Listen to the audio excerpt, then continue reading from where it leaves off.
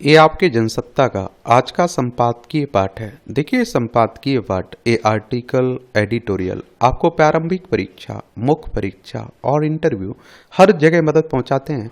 यहाँ से एक सामान्य जानकारी भी आप लोगों को मिलती है, तो इन्हें आप लोग जरूर पढ़ा करिएगा।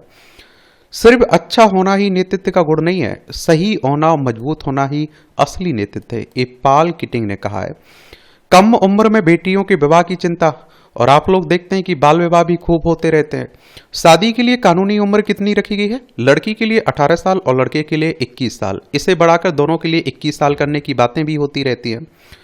तो आप देखिए, कुछ समय पहले राजस्थान के दौसा जिले में एक पिता ने अपनी नाबालिग बेटी की शादी इसलिए तय कर दी कि आने वाले समय में महंगाई और बढ़ जाएगी। उसका कहना है कि वह बेटी को आगे नहीं पढ़ा सकता, ताकि उसकी शादी में जितनी देर होगी ब्याह में आने वाला खर्च उतना बढ़ जाएगा। पिता की चिंता सिर्फ यह नहीं है कि विवाह समारोह और उसमें दिए जाने वाले उपहार महंगे हो जाएंगे, बल्कि वह बच्ची की शादी कर उसके पालन पोषण पर होने वाले खर्च की अपनी जिम्मेदारी से भी आजाद होना चाहता है। क्या आजाद होना चाहता है?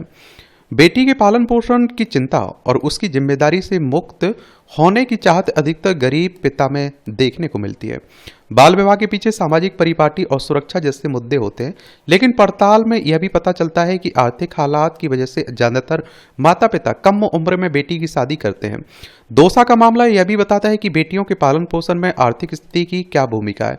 अच्छी बात है कि कुछ समय पहले भारत सरकार ने इसकी गंभीरता को एक बार फिर रेखांकित किया और बाल विवाह मुक्त भारत अभियान की घोषणा की। इसके तहत शुरू किए गए बाल विवाह मुक्त भारत अभियान में लड़कियों को सशक्त बनाने के महत्व पर जोर दिया जा रहा है। इस क्रम में शिक्षा तक पहुंच में सुधार, लड़कियों की वित्तीय सुरक्षा सुनिश्चित करने में उनकी भूमिका के लिए बेटी बचाओ बेटी पढ़ाओ, समग्र शिक्षा और सुकन्या समृद्धि योजना जैसी योजनाओं की अहमियत समझी जा सकती है। और आप लोग इस तरह के टॉपिक पर कहीं आंसर राइटिंग कर रहे हैं, निबंध लिख रहे हैं, तो ये पहले है ना सरकार की जो, ये जरूर आप लोग उल्लेख कर दिया करिएगा। मगर इसकी समानांतर यह छिपा नहीं है कि मैं गहराई, या आप देखिए, गहराई से जड़े जमाए हुए परंपराएं भी बाल विवाह को बढ़ावा देती हैं और उन पर एक सुचिंतित नीति की जरूरत है जो पितृ सत्तात्मक मानदंडों से उपजी चुनौतियों का सामना कर सके। हालांकि पिछले कुछ वर्षों में बेटी बचाओ बेटी पढ़ाओ जैसे हस्तक्षेप समाज की सोच को बदलने में काफी हद तक कारगर साबित हुए हैं, लेकिन इस दिशा में निरंतर और नए प्रयासों से ही हम अपनी लड़कियों के लिए सक्षम और सुरक्षित वातावरण बना सकते हैं। विश्व बैंक और international centre for research on women के 25 देशों की महिलाओं पर हुए शोध में सामने आया कि 3 में से 1 लड़की की शादी 18 वर्ष से कम उम्र में कर दी गई है। और देखिए, विश्व बैंक की बात करें तो वर्ल्ड बैंक की बात हो रही है, अंतर्राष्ट्रीय वित्तीय संस्थान है। जुलाई 1944 में इसकी स्थापना हुई थी। वॉशिंगटन डीसी यूएसए में इसका हेडक्वार्टर देखने को मिलेगा। 5 में से 1 लड़की 18 वर्ष की उम्र से पहले मां बन गई और भारत में भी उन देशों में से एक है। और राष्ट्रीय परिवार स्वास्थ्य सर्वेक्षण 5 के आंकड़े बताते हैं कि बाल विवाह वाली 29.3% महिलाओं ने घरेलू हिंसा झेली, जबकि 6.8% को समय से पहले जबरन गर्भाधान का सामना करना पड़ा। पेशवाद, मां और बच्चे दोनों में पोषण संबंधी कमियां और अन्य मानसिक स्वास्थ्य समस्याएं भी देखने को मिली। जाहिर है कि बाल विवाह के लिए जिम्मेदार गरीबी के दुष्चक्रव्यूह को तोड़ने के लिए उस पर तेज प्रहार की जरूरत है। यह गरीब परिवारों की आर्थिक मदद और बच्ची की शिक्षा तक पहुंच सुनिश्चित करके ही किया जा सकता है। बाल विवाह खुद में कई समस्याओं की जड़ है। कम उम्र में विवाह से पहले सबसे पहले तो बच्ची की पढ़ाई छूट जाती है। शिक्षा एक ऐसा हथियार जिससे समाज को हर लिहाज से समृद्ध बनाया जा सकता है, लेकिन जैसे ही कोई बच्ची शिक्षा से वंचित होती है, उसके आने वाली कई पीढ़ियां भी पढ़ाई लिखाई से दूर हो जाती हैं। कहते हैं ना कि एक अगर पुरुष पढ़ता है तो केवल वो पढ़ता है, और एक अगर महिला पढ़ती है तो पूरा परिवार पढ़ जाता है, लिख जाता है। खेलने कूदने और आप देखते हैं कि पढ़ने की उम्र में जिम्मेदारियों का बोझ कंधे पर आने से वह हालात का सामना करने में सक्षम नहीं बन पाती हैं। स्वास्थ्य के मोर्चे पर भी उन्हें एक तरह से आप देखते हैं कि बहुत सारी समस्याओं का सामना करना पड़ता है। उसे आप देखते हैं कि दुश्वारियां झेलनी पड़ती हैं। परिपक्व ना होने की वजह से गर्भावस्था के दौरान गर्भपात जैसी समस्याएं होती हैं। अगर बच्चे ने जन्म भी ले लिया तो वह स्वस्थ नहीं होता है। कई बार गर्भावस्था से जुड़ी अन्य वजहों या फिर पेशों के दौरान लड़की की जान तक चली जाती है। बाल विवाह समाज में न केवल कम उम्र में शादी करने वाली लड़की के जीवन को बल्कि भावी पीढ़ियों के विकास को भी बाधित करता है। इससे एक दुष्चक्र बनता है जो एक अस्वस्थ समुदाय के निर्माण की ओर ले जाता है। बाल विवाह सभी बाल और मानवाधिकारों पर का घोर उल्लंघन है। देखिए, बाल विवाह होता क्या है? किन कारणों से बाल विवाह होते हैं और इनकी बाल विवाह होने की क्या समस्याएं हैं और इनका समाधान क्या हो सकता है, यही आप लोगों को लिखना है, यही आप लोगों को याद रखना है। बाल विवाह के खिलाफ कानूनी कार्रवाई के साथ यह भी जरूरी है कि उन परिस्थितियों को निष्क्रिय किया जाए जिनकी वजह से भारत में जिससे वजह से माता पिता कम उम्र में बेटियों की शादी करने को मजबूर होते हैं। भारत का सामाजिक ताना बाना बहुत जटिल और संवेदनशील है। सामाजिक, धार्मिक, शैक्षणिक और पारिवारिक परिस्थितियां महिलाओं और बालिकाओं के लिए भेदभाव हुई पूर्ण बनी हुई है। कन्या भ्रूण हत्या, असमान लिंगानुपात, बाल विवाह जैसी कुरीतियां समाज में कायम है। नकारात्मक सोच की वजह से बालिकाएं अपने जीवन संरक्षण, स्वास्थ्य, शिक्षा जैसे मौलिक अधिकारों से वंचित रह जाती। एक और आपको बात बता दूं, काफी हद तक लगाम लगी है, वरना आप सोचिए पहले के समय जाइए आप लोग, कितने बाल विवाह होते थे। अब तो ठीक ठाक स्थिति में बच्चियां पढ़ रही हैं, जागरूक हो रही हैं और वो भी सेटल होकर ही शादी करने के बारे में सोच रही हैं। ऐसे अच्छे अच्छे क्षेत्र में मेहनत कर रही हो, सफल भी हो जा रही। और मैंने कहा ना, जहां भी उन्हें मौका मिल रहा है बहुत अच्छा कर्तव्य दिखा पा रही हैं, उपलब्धियां दर्ज करवा पा रही हैं। ऐसे में बाल विवाह के चक्र को तोड़ने के लिए आर्थिक मदद मुहैया कराने की जरूरत है। और इसलिए आप देखते हैं कि कई सरकारें शिक्षा के लिए फ्री में देती रहती है ना, कि इतनी बच्चियां पढ़ेंगी तो इतना देंगे, उनके लिए फ्री यहां तक शिक्षा रहेगी, ताकि बच्चियों की पढ़ाई जारी रह सके और माता पिता पर आर्थिक बोझ ना बढ़े। और इन संकटों को समझते हुए इन सामाजिक कुरीतियों को दूर करने के लिए केंद्र के साथ साथ राज्य सरकारें भी कई योजना चला रही हैं। ये जरूर योजनाएं नोट कर लीजिए। केंद्र की बेटी बचाओ बेटी पढ़ाओ, बालिका समृद्धि योजना, सुकन्या समृद्धि योजना, लाडली और कन्या कोष योजना की तरह राज्य सरकारों ने भी अपने यहाँ कई मददगार योजनाएं लागू की हैं। उत्तर प्रदेश सरकार ने 25 अक्टूबर 2019 को मुख्यमंत्री कन्या सुमंगला योजना की शुरुआत की थी।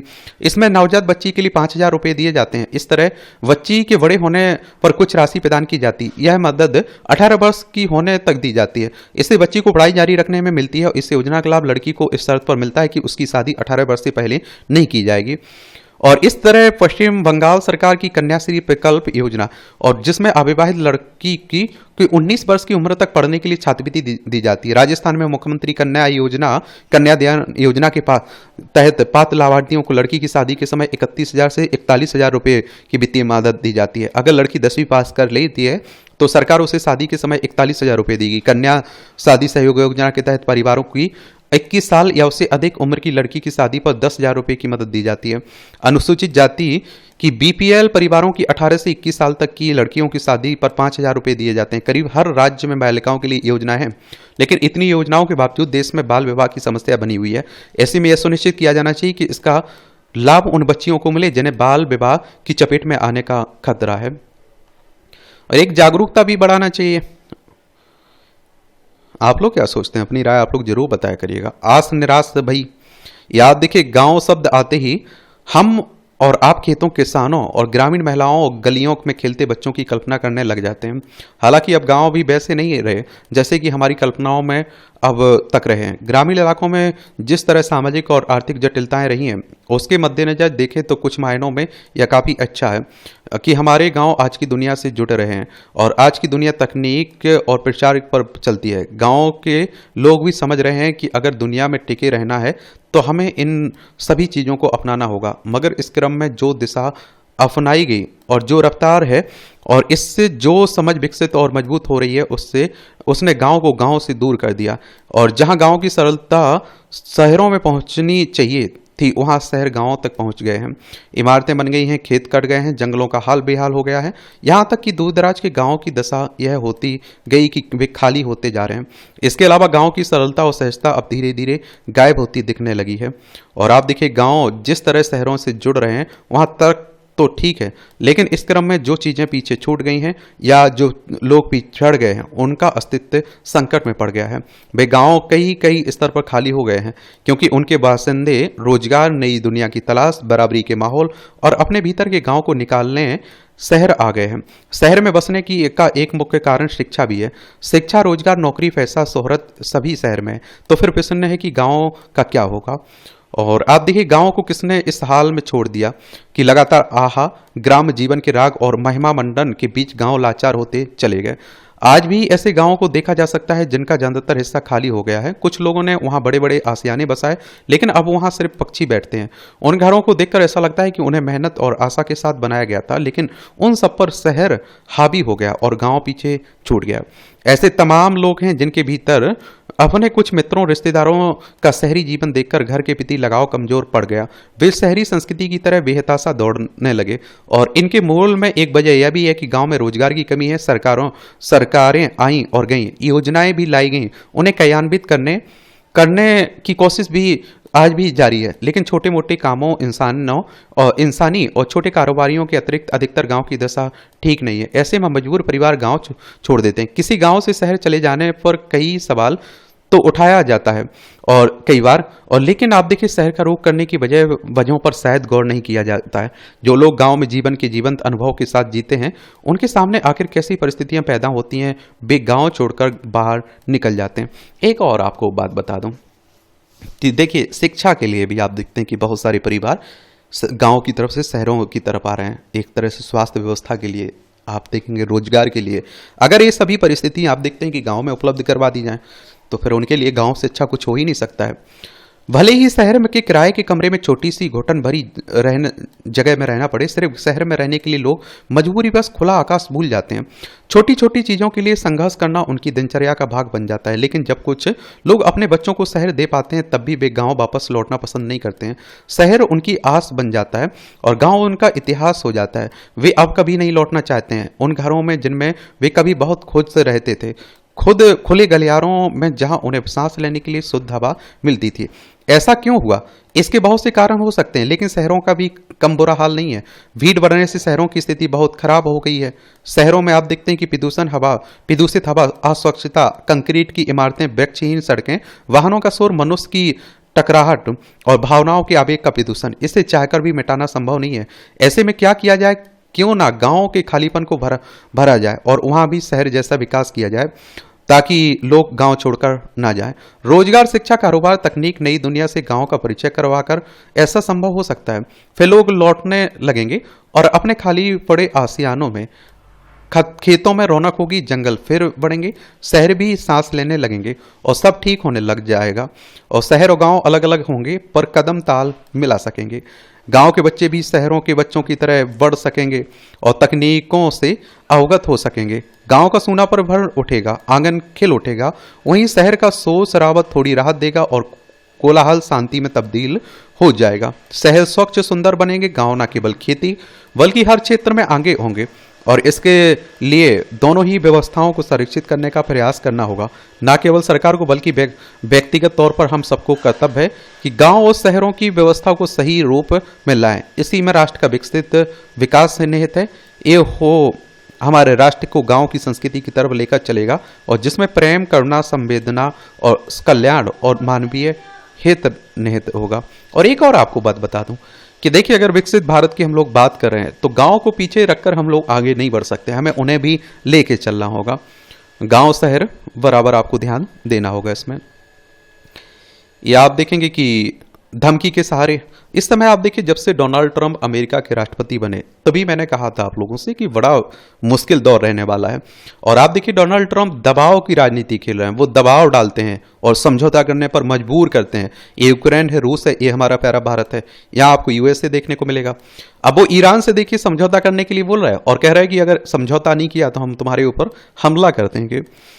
तो अमेरिकी राष्ट्रपति डोनाल्ड ट्रंप शायद विश्व राजनीति में धमकी की नई परंपरा कायम करने पर तुले हैं और अब उन्हें रूस से कच्चा तेल खरीदने वालों को धमकाया है। जो ऐसा करेगा वह अमेरिका में कारोबार नहीं कर पाएगा। ऐसे देशों पर 25 से 50% तक अतिरिक्त शुल्क लगाया जाएगा। यह धमकी उन्होंने इसलिए दी है कि रूस यूक्रेन समाप्त करने की दिशा में ना तो रूस और ना ही यूक्रेन ने अपेक्षित सहयोग का रुख दिखाया। इससे ट्रंप निराश हैं। पिछले महीने यूक्रेन राष्ट्रपति वोलोदिमीर जेलेंस्की को बुलाकर ट्रंप ने कड़े शब्दों में फटकार लगाई और आप देखेंगे कि और यूक्रेन को दी जाने वाली अमेरिकी मदद पर रोक लगा दी। और इससे उम्मीद बनी थी कि रूस अमेरिका की युद्ध विराम संबंधी शर्तें मान जाएगा, मगर उसने अपनी शर्तें रख दी कि सभी नाटो देश यूक्रेन को सैन्य मदद और गोपनीय सूचनाओं पर रोक लगाएंगे, तभी वह युद्ध विराम पर विचार कर सकता है। यह अमेरिका के लिए कठिन ही नहीं, शायद कभी पूरी ना हो सकने वाली शर्त है। और ऐसे में ट्रंप ने अब रूस पर नकेल कसने का रास्ता चुना है, मगर यह रास्ता भी उनके लिए कितना आसान और कारगर साबित होगा कहना मुश्किल है। और नाटो को भी एक इसमें युद्ध की बजाय माना जा रहा है, क्योंकि यूक्रेन नाटो में शामिल होने के लिए कह रहा था। The North Atlantic Treaty Organization की बात कर रहा हूं, 4 अप्रैल 1949 में इसकी स्थापना हुई थी। ब्रुसेल्स बेल्जियम में इसका हेडक्वार्टर देखने को मिलेगा। 32 मेंबर हैं इसमें। अमेरिका की नई धमकी से भारत की चिंता जरूर कुछ बढ़ गई और भारत को वो क्या कह रहे हैं, टैरिफ किंग कह रहे हैं, और वो कह रहे हैं कि भारत जितना हमारे ऊपर टैरिफ लगाता है उतना ही हम टैरिफ लगाएंगे। अमेरिका की नई धमकी से भारत की चिंता जरूर कुछ बढ़ गई है, क्योंकि सचमुच अगर वो ऐसा करता है तो भारत की तेल कंपनियों के लिए रूस से तेल खरीदना मुश्किल हो जाएगा। अभी भारत सबसे अधिक कच्चा तेल रूस से खरीदता है, पहले ईरान और खाड़ी देशों से खरीदता था, मगर अमेरिकी प्रतिबंध के बाद भारतीय तेल कंपनियों ने वहां से तेल खरीदना बंद करके रूस से खरीदना शुरू कर दिया था, और इस तरह कच्चे तेल की कीमत बढ़ने से महंगाई तेजी से बढ़ी, और जिसका अर्थव्यवस्था पर बहुत बुरा असर पड़ेगा। हालांकि भारतीय तेल कंपनियां अभी समझ नहीं पा रही हैं कि अमेरिका का अतिरिक्त शुल्क लगाने का ढांचा क्या होगा, इसलिए वे इसे अधिक चिंता का विषय नहीं मान पा रही हैं। और पर जिस तरह पहले ही पारस्परिक शुल्क नीति के तहत अमेरिका ने भारी शुल्क थोप दिए, उससे भारत के लिए संतुलन बिठाना कठिन हो रहा है, या नया शुल्क और परेशान करने वाला साबित हो सकता है। मगर ट्रंप प्रशासन के लिए भी अपनी शुल्क नीति पर लंबे समय तक कायम रह पाना कठिन होगा। इसे लेकर अमेरिका में भी विरोध हो रहा है, इसलिए एक पारस्परिक शुल्क के चलते अमेरिकी कारोबार पर बुरा असर पड़ सकता है, और जिन चीजों के लिए अमेरिका दूसरे देशों पर निर्भर है उनकी कीमतें बढ़ेंगी तो वहां भी महंगाई बढ़ेगी। ऐसे में अमेरिकी लोगों का विरोध लंबे समय तक सहन कर पाना ट्रंप के लिए आसान नहीं होगा। वहां के मध्यावधि चुनाव में ट्रंप की पार्टी के लिए भी मुश्किलें बढ़ सकती हैं। फिर यह भी है कि ट्रंप नए ऐलान से रूस कितने दबाव में आ पाएगा कहना मुश्किल है। यूक्रेन के राष्ट्रपति के साथ जैसा व्यवहार ट्रंप ने किया, इससे ज्यादातर पश्चिमी देश नाराज हैं, और इसलिए रूस यूक्रेन संघर्ष रुकवाने का उनका दावा कमजोर पड़ता जा रहा है। दोनों देशों के बीच चल रहा संघर्ष निश्चित रूप से रुकना चाहिए, या दुनिया की बेहतरी के लिए बहुत जरूरी भी है, मगर धौंस धमकी के सहारे ऐसा हो पाना शायद ही संभव है। इसके और उलझने की आशंका बनी हुई है। और पारदर्शिता की खातिर ये सरकारी अधिकारियों कर्मचारियों को अपनी संपत्ति का ब्यौरा देने के लिए बार बार कहने पर भी सार्थक नतीजे नहीं निकले, तो इसकी वजह ये क्या हो सकती है, इसे समझा जा सकता है। दरअसल आप देखेंगे,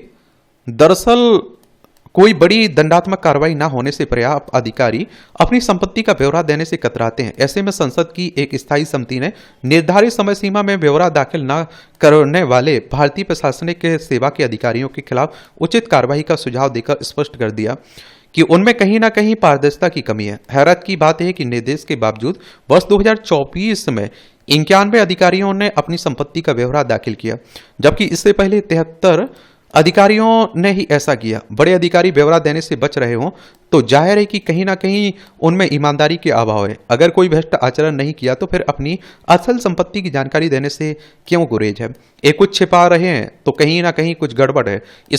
ऐसे में अधिकारियों की कार्यशैली पर सवाल उठना स्वाभाविक है। कोई दो मत नहीं है कि ऐसे अधिकारी ही जवाबदेही से बचने का प्रयास करते हैं। जब ऊपरी स्तर पर जवाबदेही नहीं दिखेगी तो निचले स्तर पर क्या उम्मीद की जा सकती है। और यह तय है कि ईमानदारी, पारदर्शिता और जवाबदेही के बिना कहीं भी सुशासन की उम्मीद नहीं की जा सकती है।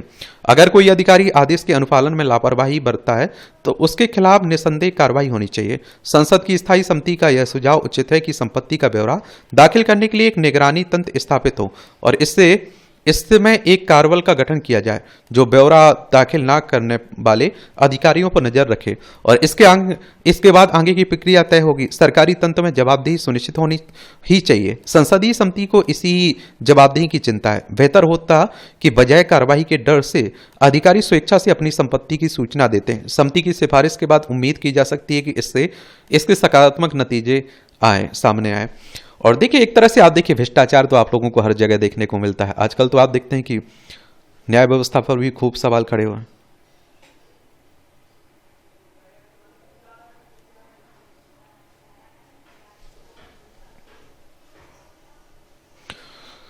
इस तरह से आप देखेंगे कि आज के संपादकीय पाठ की कहानी कवर होती है।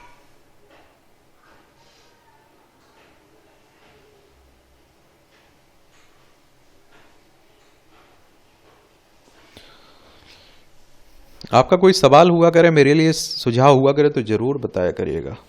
धन्यवाद।